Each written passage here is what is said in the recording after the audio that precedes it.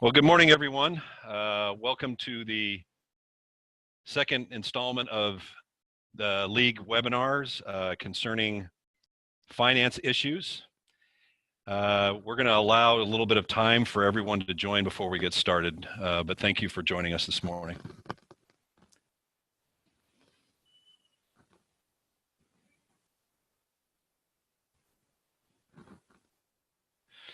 As everyone is joining, I just want to draw your attention. On your desktop, there is a little folder at the top called question and answer, Q&A. That is the place that we would like you to type in your questions if you have any. Today we have four different types of shared revenue.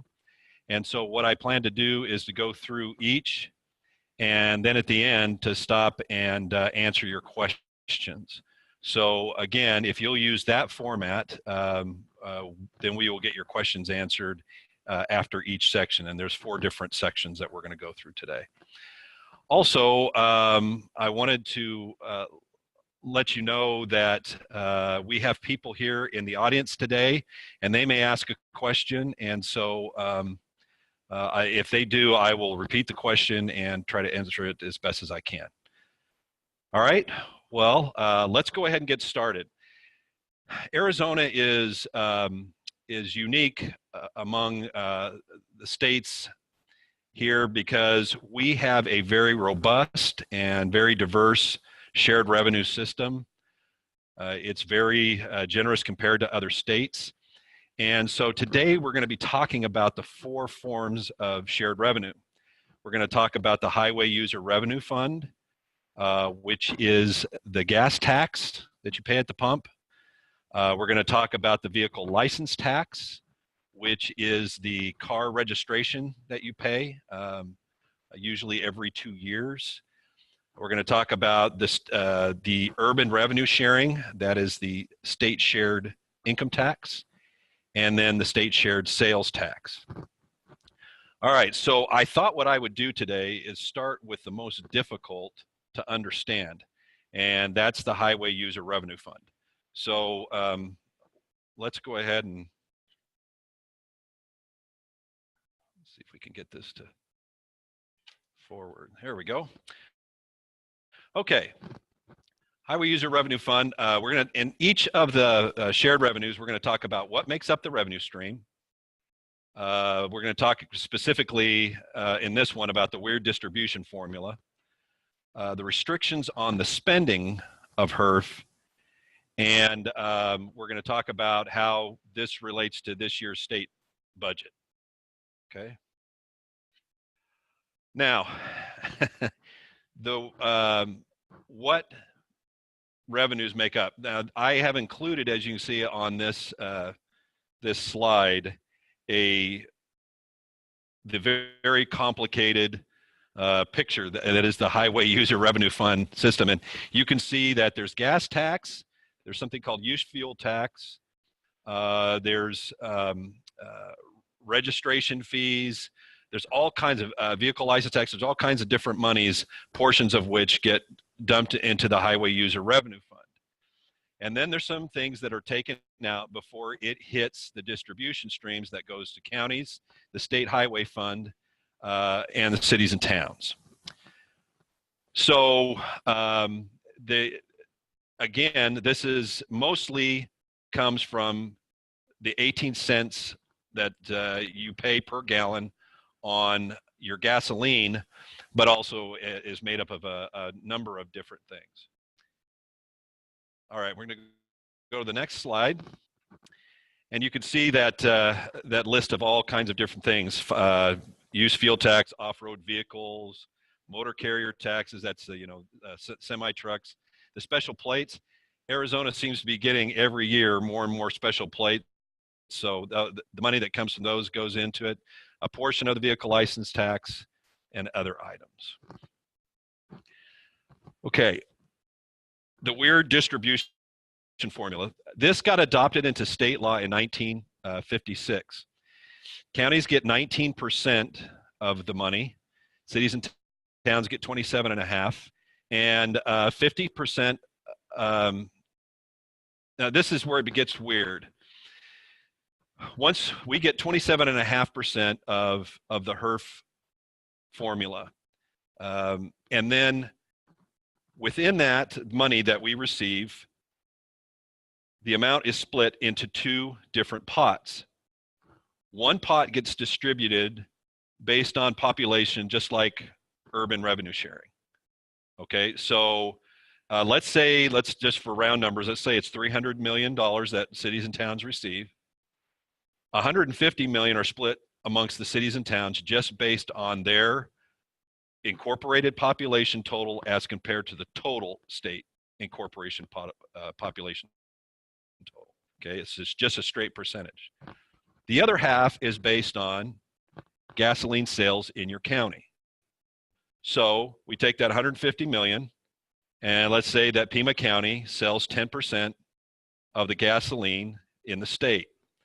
They would get 15 million of the 150 million, and that would be split by population among the cities in that county. Okay, and then those two amounts are added together, and that's how the distribution works. The idea behind this was, how do we, if we do this based straight on population, how do we account for roads that exist in our community? Maybe we're a very small town, but we have lots of roads to maintain. That's where the idea of gasoline sales came in. And they said, if we base some of that on the amount of gasoline sold, there are gas stations where there are roads. This was part of the Casa Grande Accords. This is where a group of cities and towns and counties got together back in the day. I think it was during the 80s. And they got together and decided how this was going to work. Maybe it was in the 70s. I'm not quite sure. It was a little before my time, and I know there are many of you laughing out there because you think I've been around here forever. So this is one of those things that we did the best we can. There's still feelings from time to time among cities and towns about the fairness of all the different distribution formulas that exist here, but they've been done this way since most of them since the early 50s. And so HERF, with its weird population formula, is trying to be as fair as possible. Now, as far as budget discussions, what I wanted to talk a little bit about is, first, before we get into that, let's talk about, this one has a restriction on its spending. HERF can only be used for the repair, maintenance, and construction of items located in the right-of-way. Okay, so that means basically that anything from the sidewalk on one side of the street to the sidewalk on the other side of the street means that you can do repair, maintenance, and construction of those items in the right-of-way. The fact of the matter is that there isn't much that is done with HERF because of the sweeps and because of the inadequacy of haven't raised the tax on HERF in many years. We haven't increased the 18 cents per gallon, which was set in 1992. We haven't changed it since. And so HERF is really inadequate for anything but repair. It does not keep up with maintenance, and it surely doesn't help us with any kind of construction. So we know that there are a lot of road maintenance backlogs in many cities and towns. And so this is one of the reasons why we are fighting constantly the fact that they sweep at least $30 million of the cities and towns' money every year in the state budget to contribute. Now, it's also taken from the state highway fund and from the counties, and so all of that money together is used to defray the cost of the Department of Public Safety. We are paying for the Department of Public Safety almost in its entirety now with that money that comes from cities, towns, counties, and the state highway fund. Many cities and towns in the rural areas that have state highway funds that run through their communities, it's a double hit because that state highway fund money is not going to the place it needs to go either. So there are also this could also be used for the payment of street and highway bonds. Although as I mentioned, that isn't done much anymore because there just isn't sufficient to use in construction anymore. All right, so now let's go and talk about, before we go on to vehicle license tax, I want to check and see if there are any questions. And then I want to talk a little bit about the state budget. I don't see any questions. So the state budget this year, because of the announcement of the teacher pay issues and they're going out on strike, we're not sure what's going to happen with HERF. We believe that there will probably be sweeps still this year, unfortunately, but the state budget has not come out yet, but it has been swept to the tune of about $90 million between cities, towns, counties, and the state highway fund each year for the last couple of years. I see that a couple of questions have popped up, so I'm going to try to answer those. Can HERF be used on local streets? It absolutely can. That's what it's meant for. It's meant to help you to repair, maintain, or even construct local streets. So yes, the state has its own, the state highway fund has its own money, and it can be used, the state highway fund money can be used on the state highways. Now, if the state highway runs through your community and you want to use it for that, you certainly can do that, and it's usually done through an IGA with the Arizona Department of Transportation. Okay. Hope that answered those questions. Thank you very much, and we'll move on to vehicle license tax. Okay. We're going to talk about what it includes, how it's distributed. It also has a little bit different distribution form and what we can spend it on, distribution formula. Okay.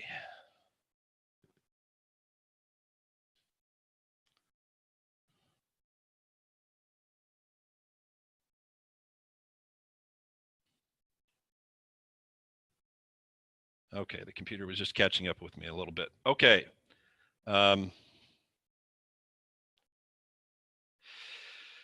This was adopted in state law in about 1958.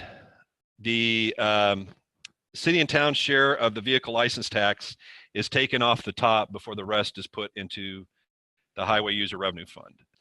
We receive 27% of these, and 27% goes to the county.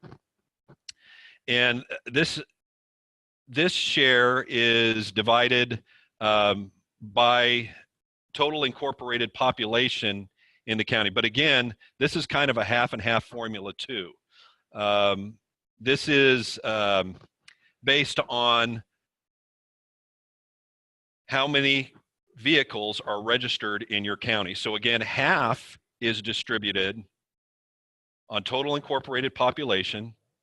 And then again, they take your county, see how many vehicles are registered in your county, and take that percentage. So again, let's say Maricopa County had 25% of the registered vehicles in that county, then half the money is distributed in that way. We'll take our $300 million figure again, and so 150 million would be distributed just the same way as urban revenue sharing and state share sales tax, which we're going to talk about in a minute, just on pure population. And then the other half, if we take 150 and we get a quarter of that, that goes to Maricopa County.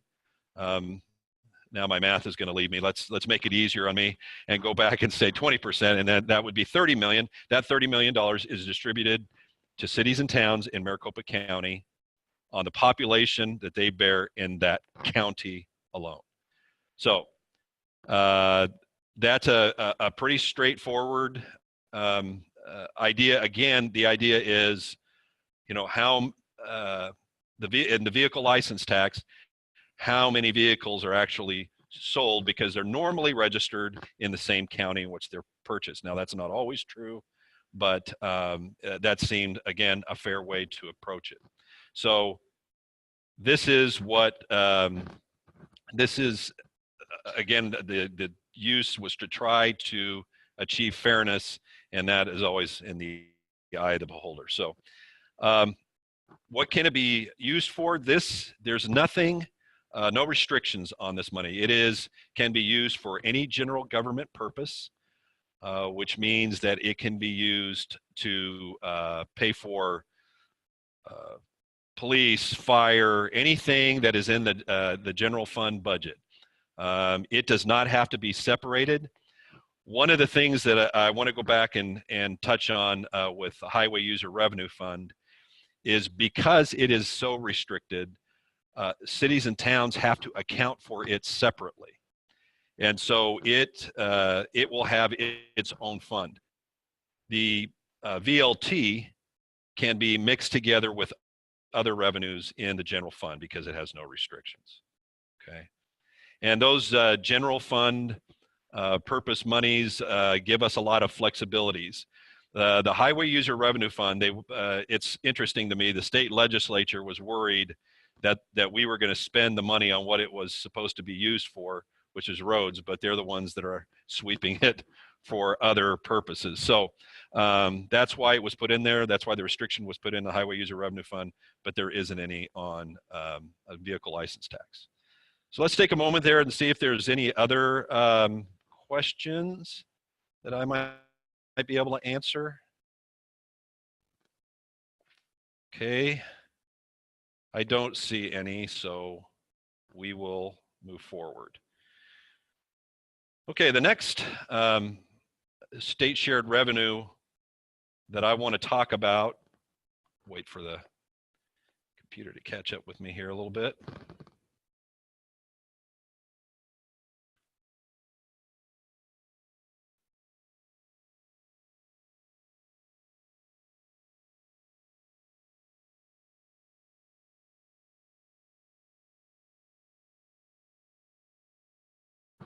Okay, urban revenue sharing. Now, the reason that it got that name was because the league actually ran an initiative back in 1972 to get this put on the ballot and to actually have the voters put this revenue sharing piece in place. Urban revenue sharing refers to state shared income tax. So the income tax that you pay to the state, 15% of the total amount of income tax that is paid to the state goes back to cities and towns and is distributed strictly on population. So in 1972, it was interesting. The counties actually opposed our initiative, and so when the initiative passed, they didn't end up getting any of that money. And so we're going to talk a little bit more about that initiative process and what we got and the things that we gave up in order to get a portion of the income tax.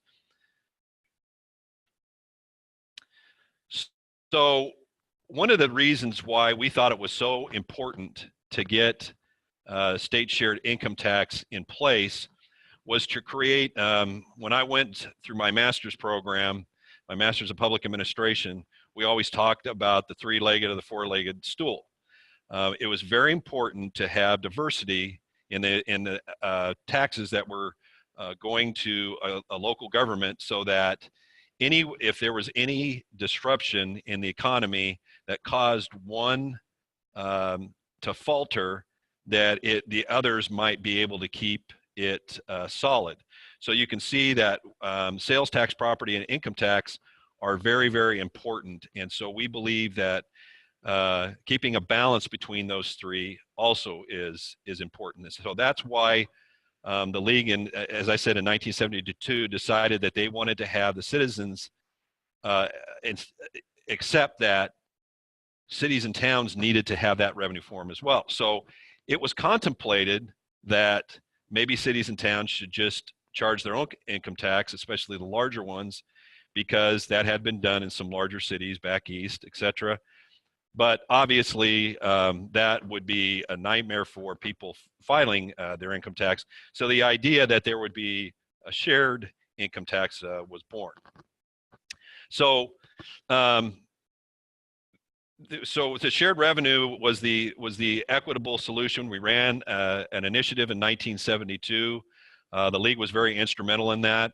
If any of you ever have interest, back here at the league, we actually have some books that have copies of all of the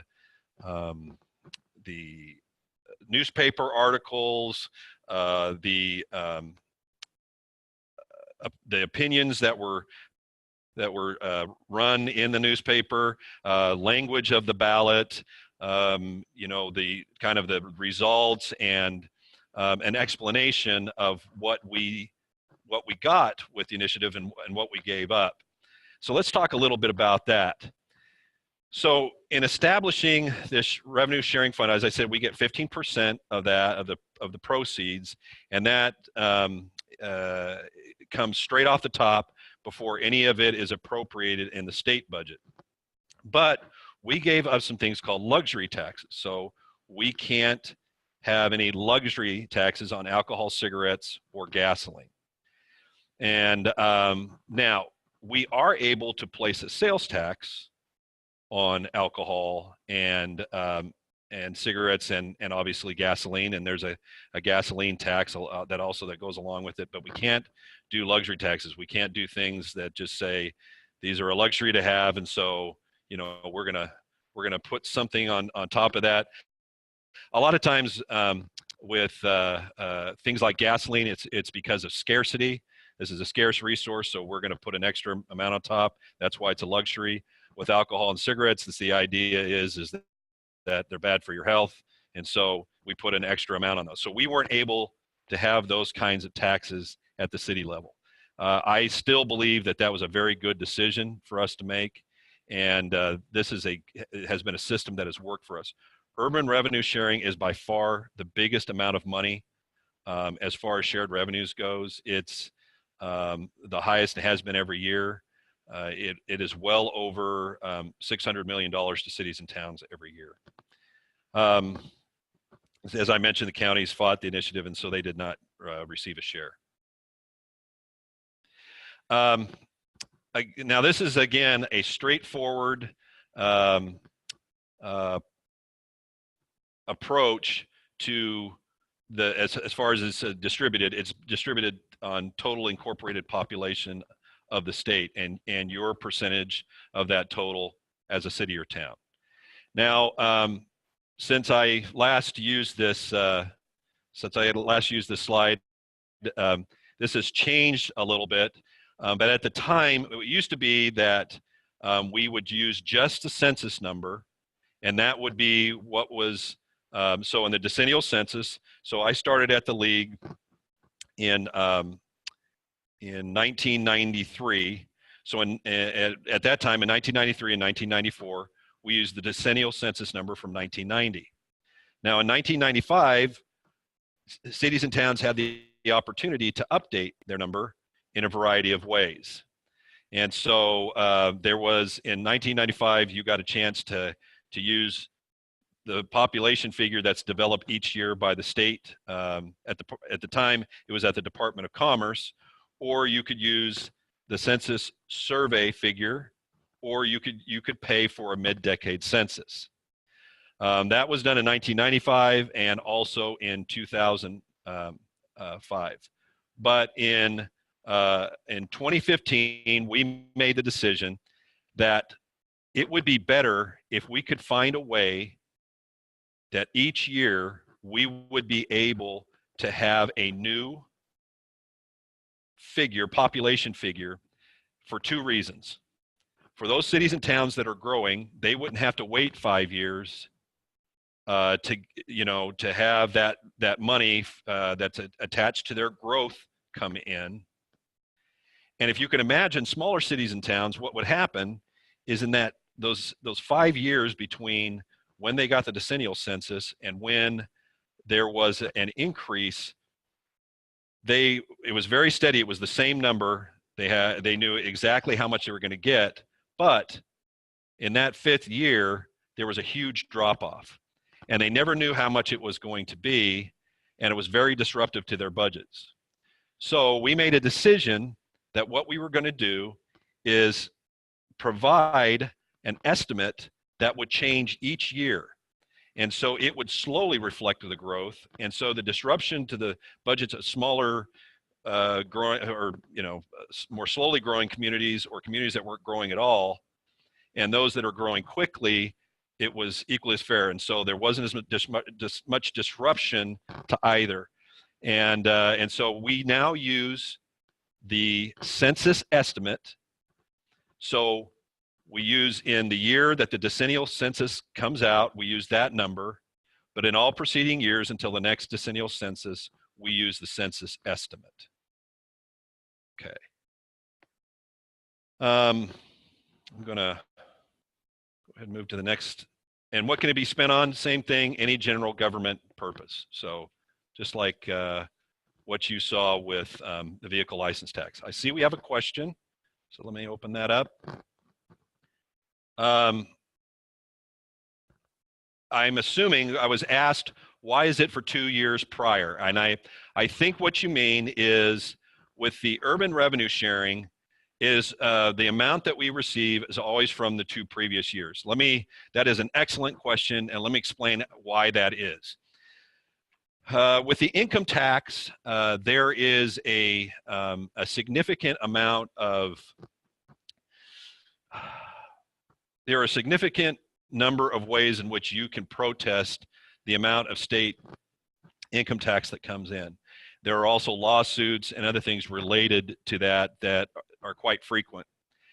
And so before they distribute it, they want to make sure that all of the urban revenue sharing numbers can be correctly estimated, so that if there is a large income taxpayer that for some reason thinks they got overpaid and there has to be a refund, or et cetera,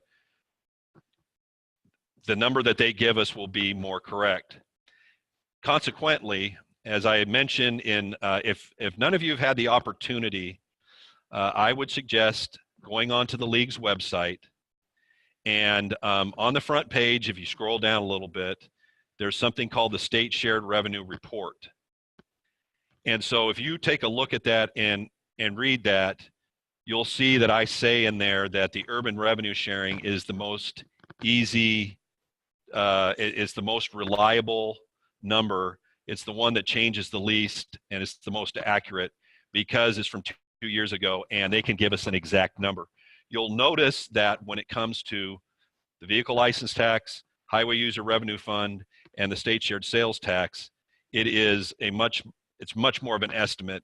It's usually down to the hundreds of thousands of dollars. The urban revenue sharing is estimated to the dollar, because they know exactly how much money will be distributed to cities and towns. But that's the reason that they do it, is because they have to account for all of those procedures.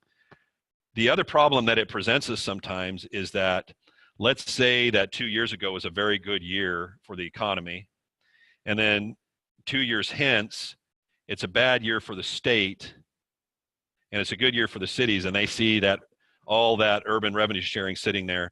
It's often very tempting for them to go in and want to sweep that. But we've been successful in keeping that from happening.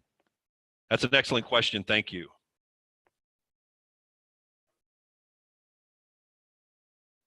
All right, so now we're going to move into the last shared revenue, which is state shared sales tax.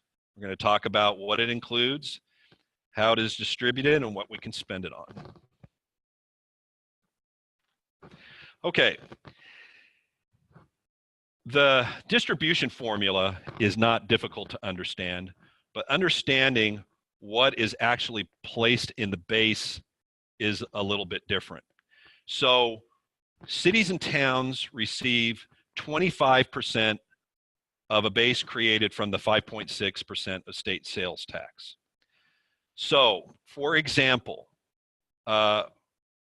retail, there's a certain percentage of the total retail tax that is shared with us.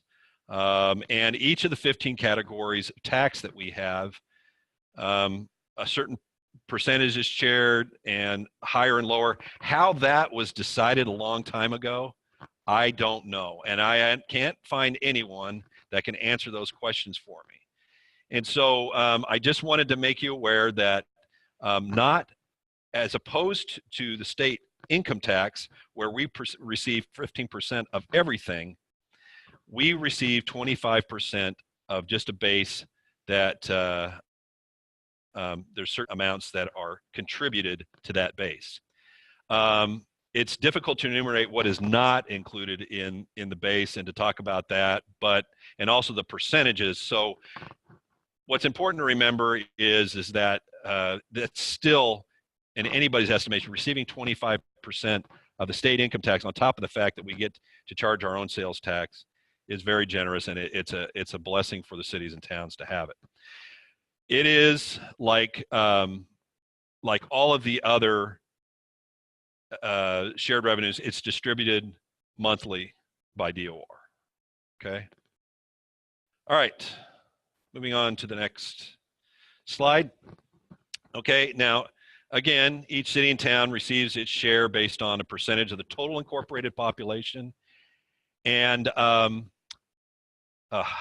have forgotten one thing. One of the ways that the state shared sales tax is different from the income tax is that for the urban revenue sharing, a decision was made a while back. The smallest cities and towns, those under 1,500 in population, for the state shared income tax, the urban revenue sharing, we treat those cities and towns as if they have 1,500 in population. That was a decision that cities and towns made some time back because they wanted to help those smallest of our communities, because anyone that incorporates today has to have, with a few exceptions, has to have at least 1,500 in population in order to incorporate. And so we believe that they have the same kind of fixed costs as other cities and towns do. And so that was something that all cities and towns wanted to make a change for. And it's only for the urban revenue sharing. So for state shared sales tax, it's the actual census estimate or decennial census figure that we use for the distribution of the tax. Again, it's gone through the same history. We started out by having the decennial census number that went for 5 years, where we would adopt some kind of mid-year number. And it's changed now so that it's based the first year on the decennial census and all subsequent years on the census estimate until the next decennial census is available. Okay. Now, that's it for, and it can be spent, this is also is general government purpose. So again, HERF is the only one that has a restriction on its spending. It has to be accounted for separately. We have to show as part of our financial reviews that it was spent on what it was supposed to be spent on, which is items that are in the right of way, construction, repair, and maintenance from sidewalk to sidewalk. If any of you have specific questions about that, the league has a very good general counsel opinion that talks about the specifics related to how you can spend your HERF dollars. Everything else is a general government purpose, and it can be used to pay for anything that the council deems is a public purpose. So the other thing that I would like to talk about is how the league gets this information every year to the cities and towns. In March, league staff puts together two things: the It's Budget Time report and the State Shared Revenue report. The It's Budget Time report is a memorandum that talks about the changes to state statute that affect budget, reminders about those things that sometimes cities and towns forget, like what I mentioned about HERF having to be spent in a certain way, and that you having to account for that in your financial reporting. We talk about those kind of things. We talk about property tax. We talk about, things that you need to keep in mind as you're preparing your budget. Along with that, we create in March a state shared revenue estimate sheet that is based on the previous year's population figures. Now, again, this was a decision made by cities and towns that instead of waiting until late May to get any kind of estimates, they would rather be, again, because we've gone to census estimates and the change is less severe from year to year, they decided that they would rather see something in March and get final numbers in May. And so we send out a shared revenue report in March that uses the current year's numbers. And then in late May, when we get the census estimate figures from the Census Bureau, we send out another report, and those are the final numbers. Also, if there are updated estimates that the Department of Revenue, who provides us with urban revenue sharing and state shared sales tax estimates, if they have any updates to those two shared revenues, they provide those with us, and we include those in the final report. And if there's any updates to vehicle license tax or HERF from the Department of Transportation, we include those. Normally, the only one that is regularly updated is the state shared sales tax. And so because it is collected on a quarterly basis, as opposed to others that are not collected, or collected annually or less often. So with that, that is the state shared revenue system. It is, again, I just want to mention that it's one of the most generous in the country. That is why the league, the top mission of the league is local control, and the second is the protection of our shared revenue system. It is the way that we have that provides all cities and towns with some assured revenue that they can use to provide the services that are so necessary for the citizens that live in our community.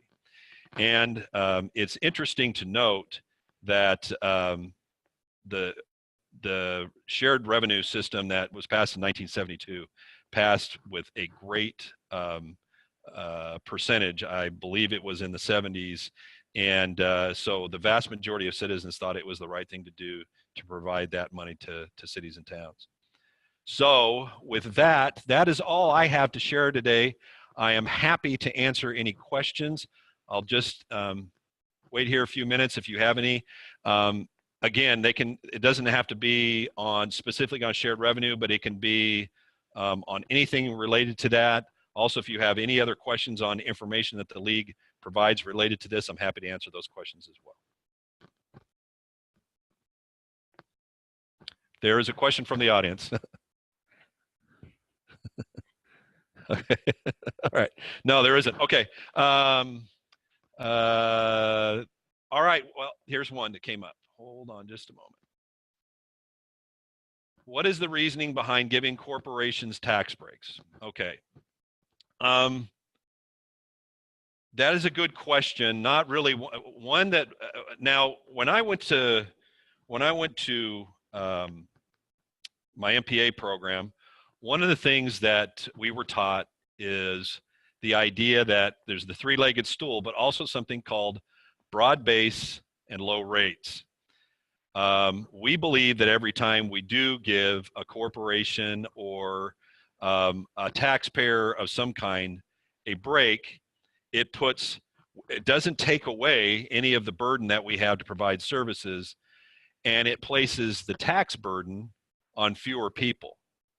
And so, for example, every time that they give an exemption to the sales tax, or they give a property tax break or an income tax exemption to somebody, some other taxpayer is picking up that burden because the amount of revenue that we need to run our cities really doesn't decrease.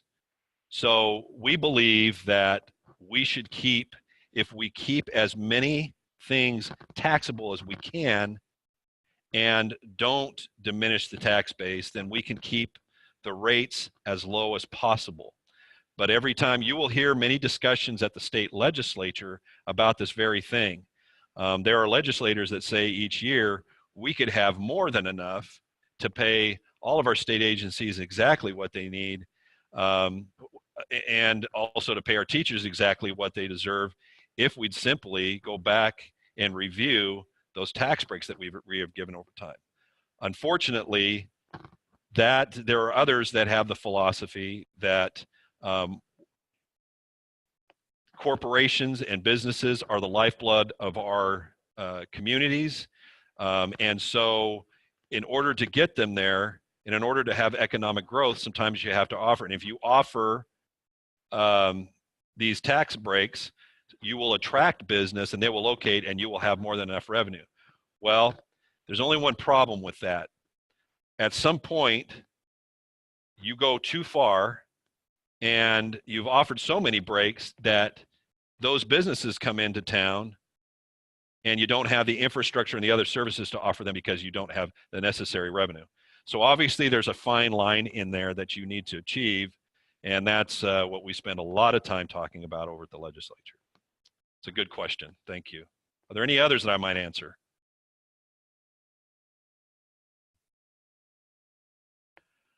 Okay, it was a real pleasure for me to participate today. Thank you for joining. If any of you have questions that you think of later. Oh, I had another question to come in. It says, what's my name? I should have introduced myself. I apologize. My name is Tom Belshie. I'm the Deputy Director of the League of Arizona Cities and Towns. You can find me and my contact information on our website.